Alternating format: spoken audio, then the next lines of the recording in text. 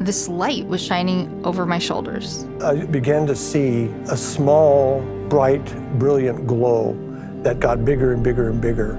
Y yo miré que estaba bien brilloso, una luz tan brillante. And it's the brightest thing you can imagine, but I could look at it. And I never, ever wanted to leave. 64.6% of near-death experiencers describe an unearthly, beautiful, mystical light. They feel overwhelming love. It's sort of like 1,000,000 times 1,000,000 of any love they ever felt on earth.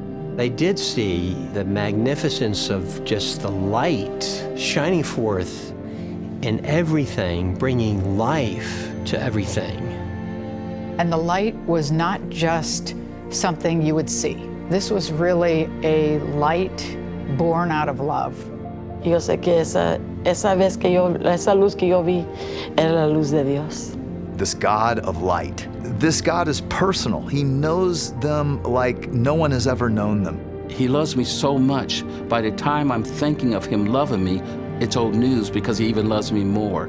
Then I felt this tremendous amount of love, and I knew I was in the presence of God.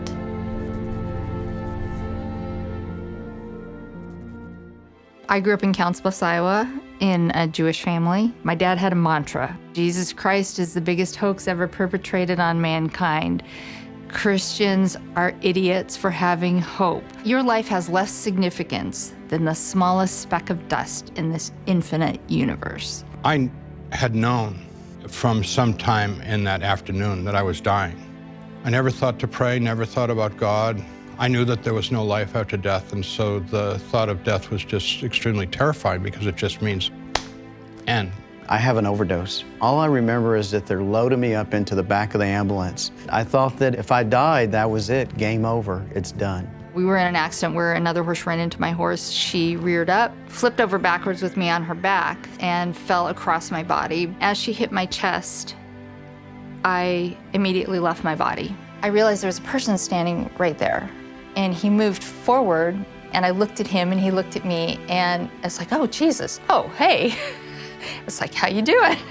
I knew that I had known him my entire life. He took my hand, and we flew. It was like we had this wave of light under our feet, pushing us forward, and he was grinning from ear to ear. I saw out of the light hands and arms emerge out of this impossibly beautiful white light.